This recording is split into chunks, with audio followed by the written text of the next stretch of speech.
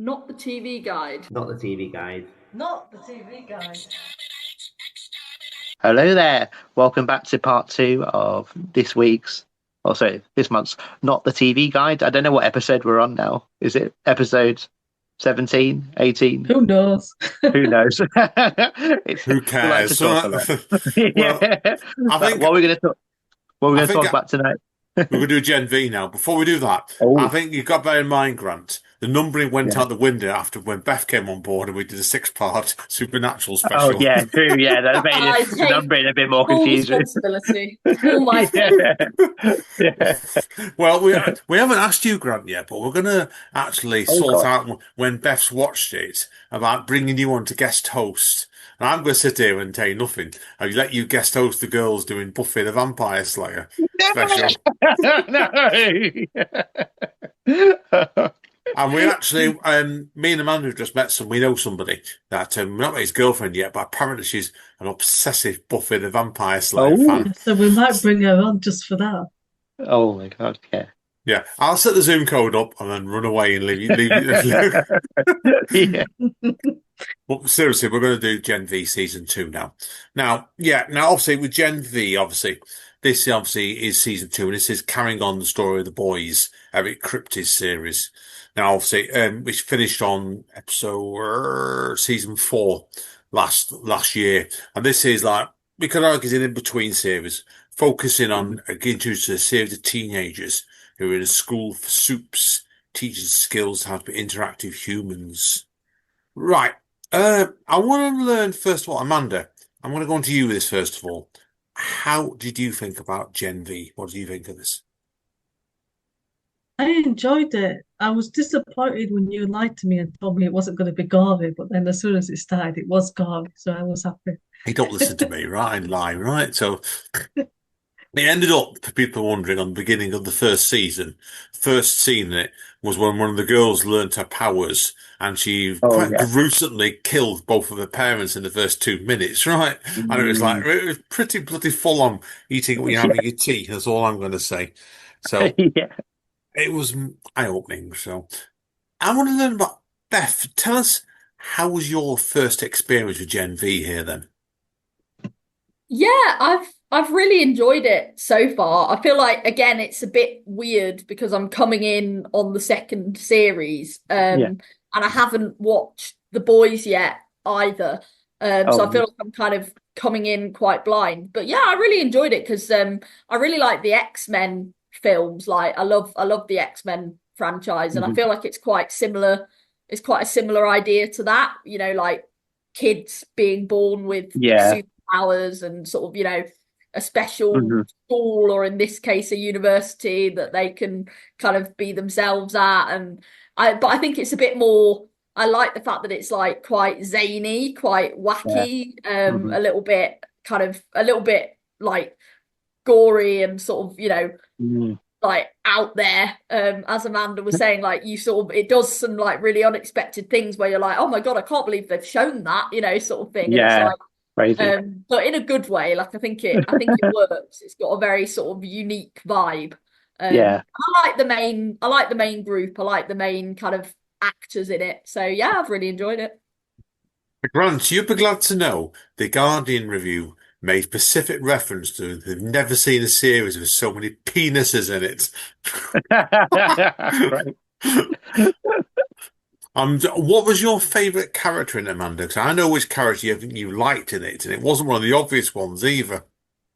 No, I just find it funny every time they show the guy that played Jack in Supernatural. Oh, okay. Yeah. Did you had him in as a joke character in the first series, didn't they? Yeah, and pretty well in the second season as well. Beth, did you spot Jack coming in it? Yeah. It's a shame that he's not more of a major character actually, because he's like he made me laugh. He's quite good. Yeah, well, he got all kinds of nasty things happened to him in the first series, Trooper told you. Amanda, is there any highlights you want to tell Beth what they did to him in the first series?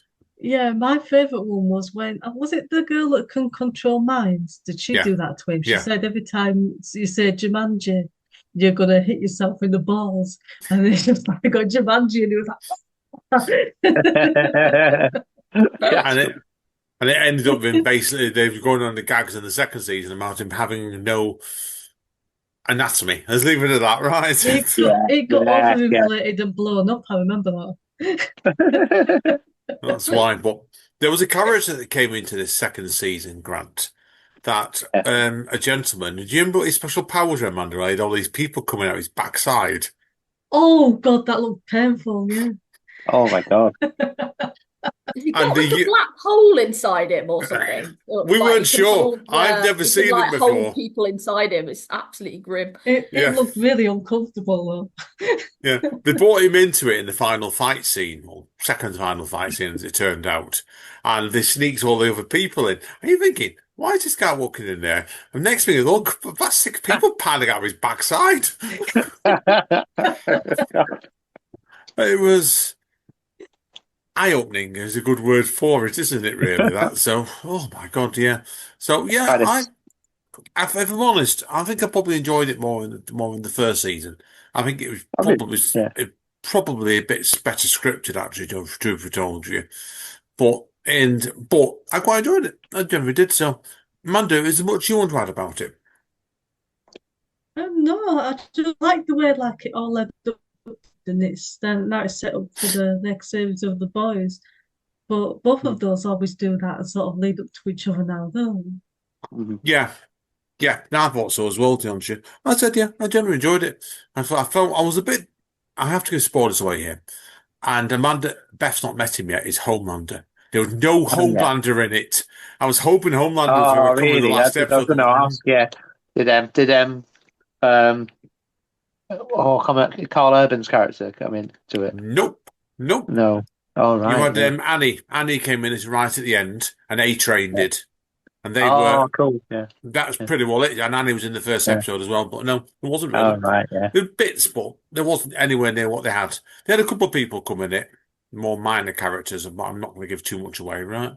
So, but one of the baddies killed somebody off quite gruesomely as well, and I didn't get my head around why they did it either.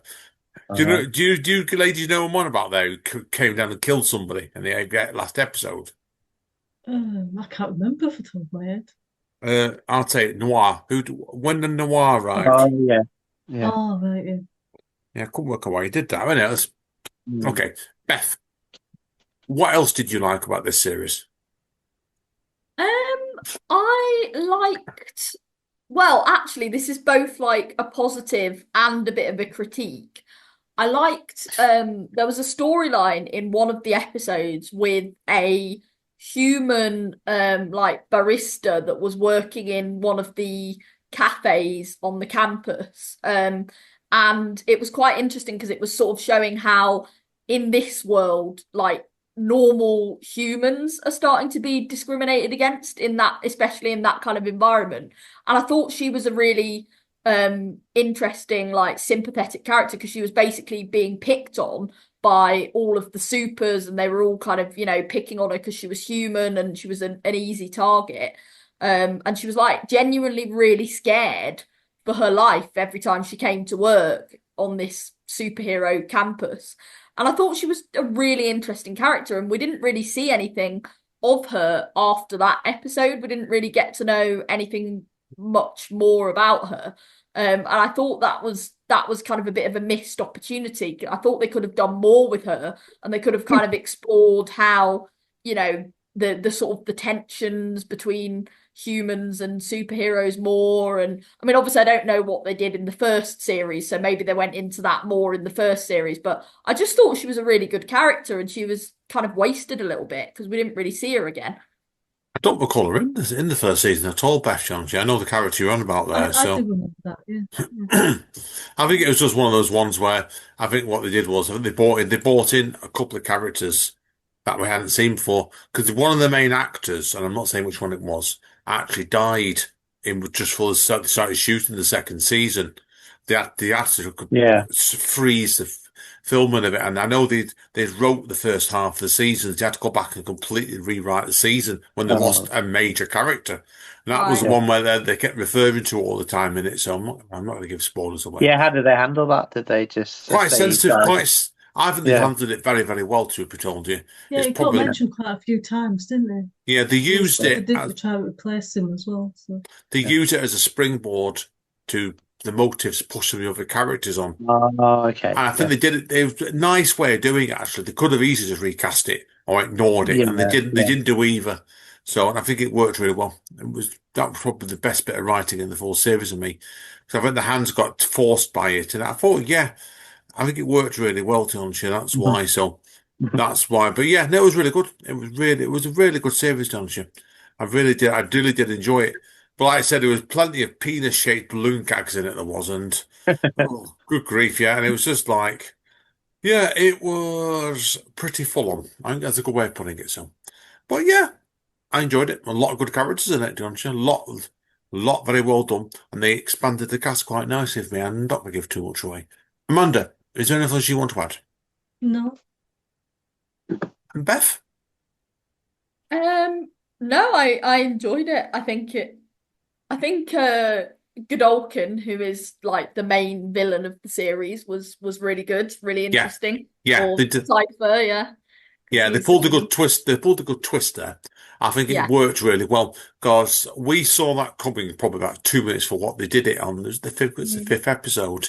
Did you see? Did you? I predicted it. I Did you? predicted it 2 episodes before. Oh, I was you really would. proud of myself. I predicted it 2 whole episodes before. So yeah. Yeah, we're not giving spoilers because it's quite new. But I said, oh, that's bloody good going. That is. Yeah. You can tell us about that off camera later on, then how you predicted the big twist. Because I'm very interested in learning on that. So, Yeah. but anyway, okay. Yeah, Cypher. I love Cypher. But Cypher was my favorite character in it. Truth be told you, I thought he was probably a bit on the nose in places, but yeah, it was really good. It was so right.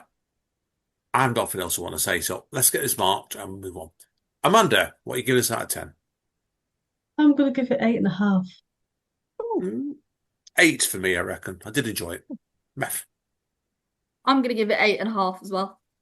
Yeah. I'll look forward to seeing Beth what she thinks of the boys next season, because that's a damn sight bloody cruder usually.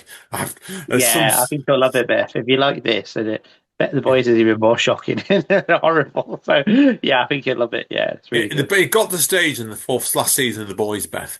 If there was at least one absolute grotesque scene happening per episode, and somebody that's called my wife is adamant watch it over tea, and you're trying to watch something over tea, and you see someone's arse explode. Yeah. Or was it the first season? Who did the rocket launcher in the sheep gag? I can't remember now, right? Oh yeah, that was amazing. Yeah. But it wasn't over tea. Was it Butcher? Was it probably Butcher? I think it probably was Butcher, yeah. The trouble was I was eating shepherd's bloody pie and I was eating that, so I know it's bloody sick of that. Right. Anyway, let's move on then. Okie dokie. Right. Next thing up we're going to talk about today. And this is where I'm going to let Grant do all the hard work here for once. Get off your ass, do some work, boy. Beth's going to talk about Ghosts US Season 4. Oh. Okay, yeah, Beth. So, yeah. Yeah, so it's basically Ghosts US is like a remake of the BBC Ghosts, which I think a few people will probably have seen. It's the UK one is with the Horrible Histories cast, and it's kind of like Horrible Histories for adults. It was marketed as it's basically like a load of a young couple inherits an old mansion and moves into this mansion, and then it turns out the mansion is haunted, and the woman, the wife in the couple, has an accident and hits her head, and then realizes that she can see and hear all of the ghosts that are living in the house. And the US version is exactly the same premise, but it's just like they've got different ghosts, obviously. But basically, the funny thing about it is that like all of the ghosts are basically like just people.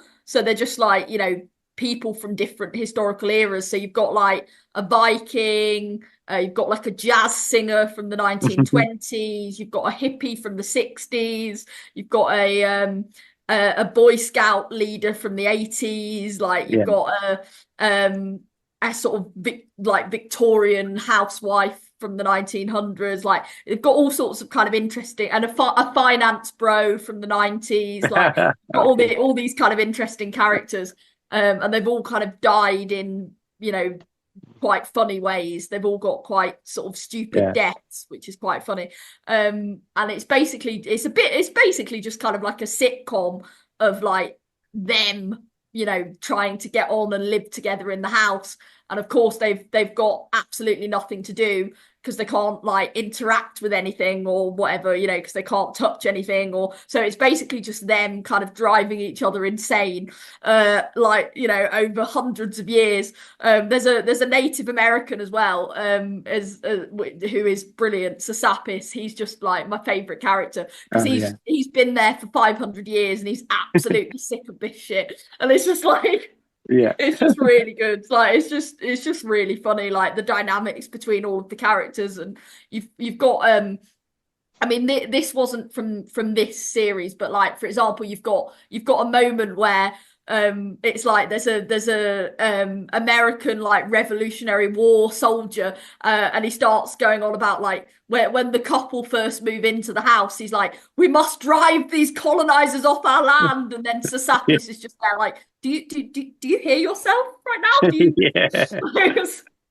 It's really good. Yeah, it's just like, and this series has been. It's been good. It's a bit predictable, like a little bit predictable. I think the formula starts to get a bit tired after a while, and it's not as good as the UK version. Like the UK version is just like chef's kiss, but it is really funny. It's got some really good moments, and like the characters are really good. It's starting to kind of get a little bit like samey, I would say. So I feel like it's kind of on its way out, but it's still enjoyable. I've watched all of the series as they've come to the UK, so it's good. Yeah, because I find that sometimes American remakes, they do like, obviously like The Office was like 6 episodes, but then the American Office will have 23 episodes, you know, in a series. And it's kind of like, it can get a bit samey, you know, when they're doing it a lot, but yeah, it's still but they know they do good adaptations. So, but yeah, I've not seen this one. That sounds good though. Yeah, I mean, I would recommend the UK one more. I think the UK one's a lot better, but the American one's got some really funny moments. So is there someone like the Simon Farnaby character, you know, who's got their pants down? You know that one? Is there anything like that? So they've got that's like the finance bro from the 90s. Oh, is it? Oh, Trevor, cool. Yeah. Trevor, he's called, he's good, yeah. Cool. Yeah.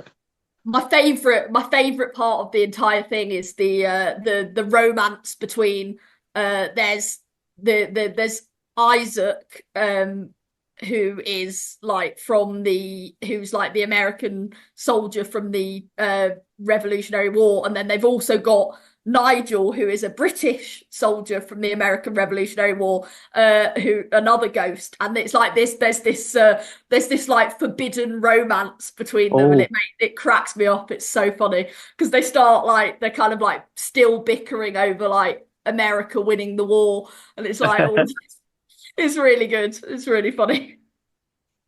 But they are really sweet. They're a really cute couple. Like, brilliant. Brilliant stuff. I've got one question for you, Beth, on this, and I'm gonna ask Amanda if she's got anything as well. Obviously, you said before there's been a remake of a British one. Could you see them doing a crossover between the British one and the American one? Well, they were originally gonna do a crossover. They got Matthew Bainton, who plays one of the characters in the UK one. He made a cameo in the American one as a different character. Cool. So, and that was the only kind of what the crossover ended up being, because they couldn't kind of get it, you know, formalized and stuff. But they were originally going to try and do a proper crossover. So, yeah. Brilliant. Amanda, is there anything you'd like to ask Beth about this? Yeah, what channel's this one? So it's on BBC iPlayer because the BBC has got the rights to broadcast it in the UK, so it's all on BBC iPlayer. Oh, nice. Yeah. That's easy enough to find then straight away. Brilliant stuff, Beth. Okie dokie then. What are you going to give this out of 10, Beth? I'm going to give it a 7. I would say earlier series have been better. This particular series has gone downhill a little bit. got a bit formulaic, so I'm going to give it a 7. Fair point. Still watchable. And as I always say, anything above a 7 is a recommendation. Unless it's War of the Worlds, when you're just watching. Yeah, just saying 0 is a good recommendation. Yeah, and that one is just for kicks, right?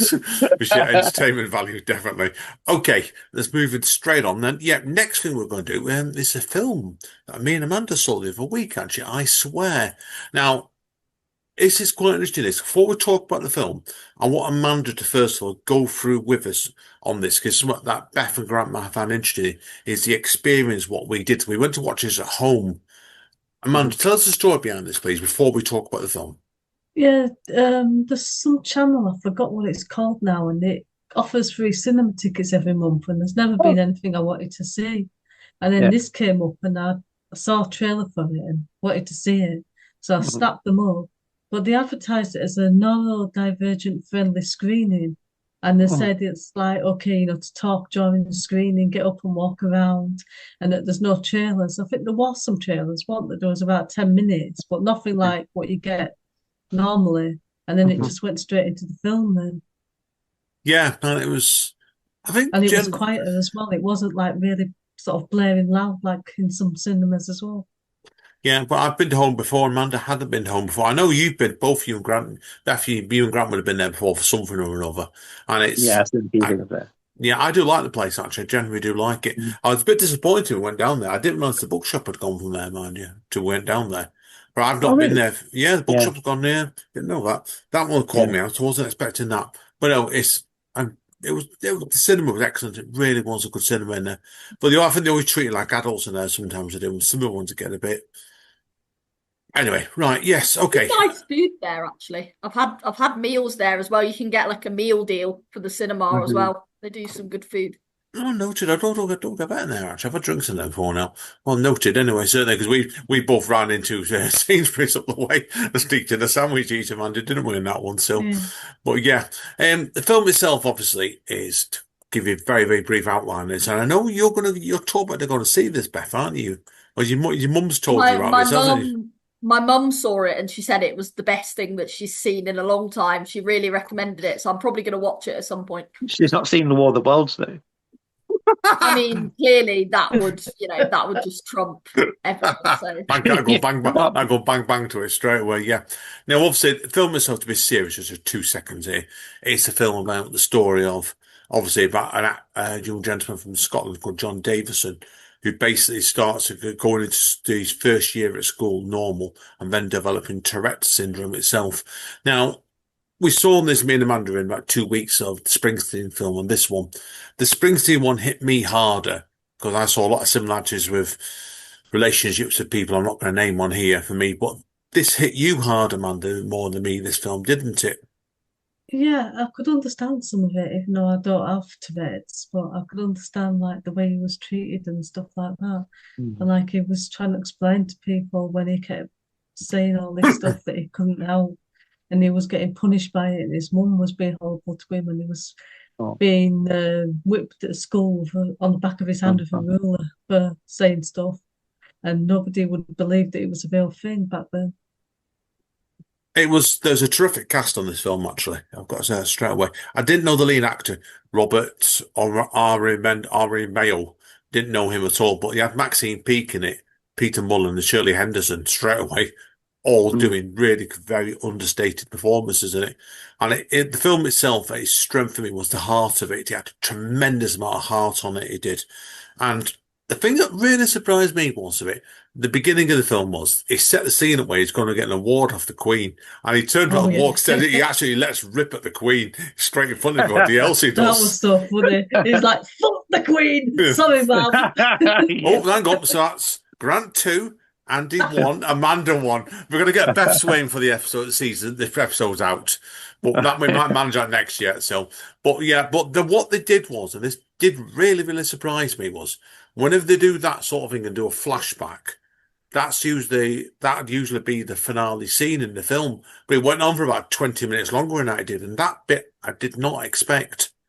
But I knew straight away when I saw the cast, I thought, this isn't going to be a crap film. And it wasn't. It was, like I said, I think it might have overplayed it on the Tourette's humour sometimes. People were laughing a lot in the cinema every time he drops an F-bomb at somebody. And there was I plenty would be laughing. That's my thing. Oh, we know that, yeah. But then it went from like that to a serious scene, and then one minute you'd be laughing, and the next Yeah. minute I was crying. And I think I actually was crying at one point. And then there was 2 other times where I was trying to not to cry because it's like I'm in the cinema with people. But there were other people around me crying as well. So we're all crying together. It was, as I said, it was an awkward one, like I said, but I think when you talk about a topic like it did, it raised a lot of really good social points, this film, to me, but I don't think it overdid it. Yeah. It's one of those ones it could have got really heavy-handed. I think they kept the balance about right on it, and it was something where I don't think the Americans can really do, where we had the humour, but also the drama, and as Brits, we're very, very good at that usually. We're probably one of the best I've seen in the world, managing comedy dramas as more drama with bits of humour on, and they did a tremendous job on it, no two ways about it. Amanda? Yeah, I mean, I've always sort of felt some sort of empathy for people with Tourette's before, and I sort of understood it, but I felt like it sort of showed it without over explaining it, like how it works. And it always seems to be like the most inappropriate thing you can say at that moment that just comes out of your mouth and you can't control it. Yeah, no, I agree. Yeah. Beth, is there anything you want to ask either me or Amanda about this film? What was your favourite moment or character? I think for me there was a scene where some parents, when he was older, and he might have been in his 30s or 40s, and they brought their daughter to him because nobody else, the dad hadn't met anyone else that had Tourette's, and they wanted her to be able to speak to someone that had Tourette's who she could relate to, and they just sat in a car for about 5 minutes just swearing at each other until the tick stopped. And then they're just like, "Oh, are you okay? Yeah, you okay? Yeah, thanks for that." It was good, that. And then, not that much further after that, my favourite bit in the film was when he did a festival of people with Tourette's, and there's loads of them coming in, just swearing at each other, being absolutely completely disruptive. I like to see that, actually. It was, like I said, it's meant to be based on fact. It was very, very funny and very, very sad at the same time. So, yeah. Grant, is there anything you'd like to ask us about this? Well, you were just saying about the comedy and then the sadness. It reminded me a lot of War of the Worlds, actually. You know, the bit where there's like the funny bit of the Amazon Prime delivery, and then they'll cut to that really bit where he writes that email to his daughter. Do you remember? I do, yeah. Yeah, saying about how to be a good parent. So, and that was like well enough. Obviously, it was right at the end of the film. So. I don't think you can compare. And then the big Amazon adverts came on, and I was happy again. So. No, I think we'll count it as a different film altogether. That, Grant. But if you're looking at seriously about the relationship with the parents in it, Shirley Henderson plays his estranged mum in it, and she had. Do you agree, man? She had a really difficult role, didn't she? Really. Because the character was really unsympathetic, actually, in it. Yeah, he went and found a family, didn't he? That sort of took him in. So they were like his surrogate family, and they were a lot more understanding. But she didn't understand at all. And when they were in public, she was just like, "Oh, can you stop it?" And obviously, you can't stop it because you can't control it. Yeah, that said, but then he ended up living with Maxine Peake's family, who became his surrogate mum, really. And back in Peak, she always plays those sort of characters really well. She does so. As the full film, that I said, was full of heart. It was a good fit. You'll enjoy it, Beth. I think you really will enjoy it. I think Grant, I think it was a lot of shit. He was moaning about it, saying the trailer was crap in our group chat before. I didn't have much swearing in the trailer, so maybe. That's why. Right, Amanda, what should we give this out of 10? You first. I give it 10. It's going to get 8. It's going to get 8.5 on me because I really did prefer the Springsteen film, but it's a very good film. But like I say, it's one of those things where if I hadn't enjoyed the Springsteen film so much, this probably would have got a higher mark. But I thought it's just 2 really good films, but different perspectives altogether. And it was really good. It was really good to go and see 2 dramas that not a lot happened in basically about 2.5 weeks. That both had some really funny moments and some very, very sad moments as well. So yeah, excellent stuff indeed. Right, my reckoning now is, yes, we're on to the last programme of the month. Now, Grant, what program do you reckon this is? We're going to let you and Beth talk about that Well, I refuse to watch. Well, we love our reality shows, don't we, Beth? And we love our dancing shows. There's only one of them on TV now. Dance and Ice is gone. So I don't. Were you ever a fan of that, Dance and Ice? No, I never watched it actually. No. The only clip I ever watched it was the Todd McCarthy from EastEnders. He just fell off the ice rink. He went like he lost his partner. Went sailing off. That was a great clip. No, we're talking about Strictly Come Dancing. It's in this 23rd series, I think it is. Yeah. So, and Andy and Mandy, have you ever watched any of them? Well, no, I have. I haven't. I suffered it. My ex before Amanda was obsessed with it. And I used to sit there falling asleep every time it came on a Saturday night. She used to nudge me away. So I was getting really good this, and all she got up me 5 days ago. So, Oh, right. Now you do the same to Angel or Buffy. Things don't change. I know. No, it's been Jensen Ackles on this year. So no, there hasn't. We're definitely watching for that if it was. Is he doing it in his speedos, Grant? That's the question. yeah. And I've got 2 space babies on as well. So I just realised I'm not sheeting on the space babies yet. No, I've done it now. Right. Can't really have them being a traitor, so I had to say that. Right. Beth, who's been your favourite person on celebrity on this year then? I really like Alex Kingston. She yes, River Song. Yeah. I was going to mention that. She's been on it, hasn't she? Yeah. Yeah, and she's with she's been partnered with Johannes, who is my favourite professional dancer. And they're just a really sweet couple. Like they make a really good pair. So I've been really cute. rooting for them. They've been really good. I also love they've got Ellie, is it Goldstein? Yeah, that's right. Yeah. The singer. Ellie The singer, Goldstein. yeah. No, she's the disabled model, isn't she? Oh, yeah. Different. Yeah, I've never heard of her before. I've Ellie Goulding. Sorry. Yeah, Ellie Goulding. She's got Down syndrome. That's right. Yeah. And she's she's a model. And she's been on it this year, and she's been so good. I've been so impressed with her. I think it's really nice that Strictly have started kind of, giving like. I don't know, it sounds really patronizing to say giving opportunities to, but like I think it's really nice that they've started, bringing on, like they had, I think it's Rose Ayling-Ellis who has, she's deaf. They had her on last year.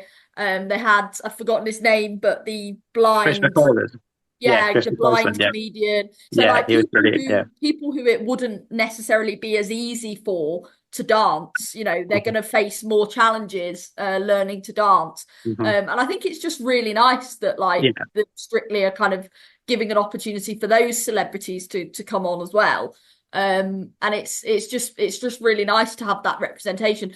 And what the only criticism I would have is that I actually think sometimes the judges are like a lot of, apart from Craig, the judges are actually sometimes, I think, being a little bit patronizing to Ellie. I don't think they're necessarily I don't think they're necessarily giving her, equal feedback. And she's, she's here to compete seriously. She's not asking for special favors or anything. And I think Craig is the only judge who doesn't pull his punches, and he just tells it to her how it is, and and just carries on as normal and just says you need to improve this, and this. And I feel like the other judges are maybe sort of pulling their punches a little bit, which I don't necessarily think is right. I think they should just mark it as they see it. So that would be my only criticism, really. But I think it's great that they've kind of got that representation, and it's a really nice kind of diverse list of celebrities. So it's been a really nice series. Yeah, it's been good, Stan. I was going to ask you, Beth, what's your take on the Thunderbirds routine? Oh, wait, is that from last week?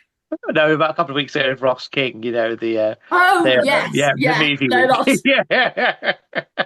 I was no, that horrified. was good. Yeah, yeah. I They had like two that. people dancing as Thunderbird puppets, but he had like the makeup, like he looked like a big eyebrows on him, didn't he? He looked like Yeah, yeah. Oh, it was yeah, so looked awkward. No, it was disgusting. good. Yeah.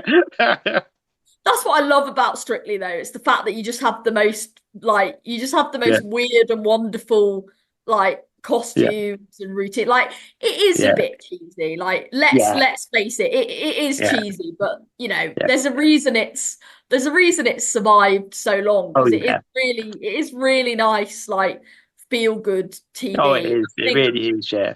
I think it's just there's just something about it, like when the winter nights start drawing Mhm. in, it's Yeah. time for Strictly again, and it's kind of Yeah. it's just something very like festive about it at Oh, this it time is. of Yeah. year as well. And Yeah. It's just I'm really sad that Tess and Claudia are going though. oh yeah, I was gonna say yeah, because I found out when I was on holiday, it came on my phone. I was like, oh no, Tess and Claude, Yeah, what am I gonna do? But then I was kept thinking, have they been pushed out? Is it like a scandal? Like because it's been so. I love all the Strictly scandals every year. Like there's yeah, always someone's life gets destroyed by yeah, tabloids. Oh, like they have an affair or something like that. It's brilliant. But yeah. They um, call it the Strictly curse, don't curse, they? yeah, it's amazing, isn't it? But Have you no, heard I the think. rumor going around who's meant to be the favourite to be taken over? Yeah, I've heard Roman Kemp as one of the names I've heard, and But or that's not the is one it I've Fleur heard. from Age Takes Two? Yeah, Fleur Not East. that's not the one I've Stacey heard either. Dooley. Not the one I've heard. Oh, okay. Zoe Ball? No, Nope. Nope. It's okay. going to shock you, this one. Might make Amanda laugh. I've been told Jensen Ackles? Noel Edmonds has been linked to becoming the No, next he host. hasn't. Oh no. That's the one What I've about heard. Mr. Blobby? Yeah, I'd love to see Craig judge Mr. Blobby. That'd be great. I Yeah. just when I saw that and I said, I thought, oh my good Yeah. grief. I'm No, going to have to mention it. I could just imagine Craig. It was very flat-footed. Yeah. I love it. There were some gapping issues. Do you find them all you watch it? I still don't get any of the dancing terms like cucarachas Oh, I or still rumba don't know walk. what they all mean. I don't know the hell they're talking about.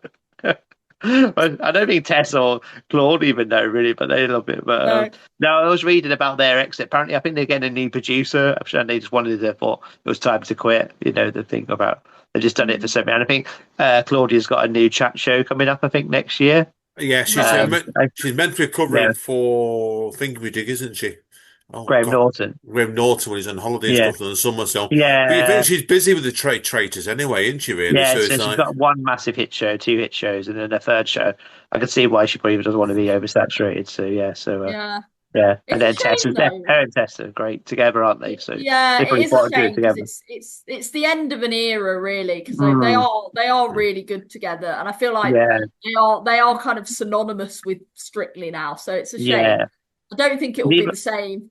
yeah, because when Brucey passed on, like everyone was like, how was he going to be replaced? But then they really filled it in, haven't they? I think it's like their chemistry and everything's great. Sense of Yeah, humor. Because to be fair to Ted, she's quite bland. I mean, I love her, but she's not like quite. She's good at reading the audience. She's great at hosting it. But yeah, she's yeah, not like the sharpest, is she? Quick witted. But yeah, Claude's really funny and it's on it. So yeah. yeah, brilliant. no, no, it's great. But no, I loved it. I love Strictly. Okay, guys. I always. I was going to say, is there anything else you want to wrap up with before you mark it? No, I think it's fine. It's the same as usual, isn't it? Yeah. What, 2 out of 10 each of you? No, 9 out of 10 every year. No, Oh, Lavoie's really good. Alias Oh is yes, yeah, she's a drag queen.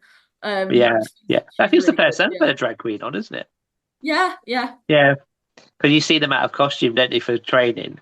So yeah, it's really interesting that dynamic because obviously she's a brilliant performer and she's great. She's good at banter with Craig, isn't she? And then but yeah, seeing a vulnerable side when she's in out of character is pretty cool. And yeah, Alia, she's great. He's really fun, yeah. isn't he? So yeah, they're a great couple. Yeah.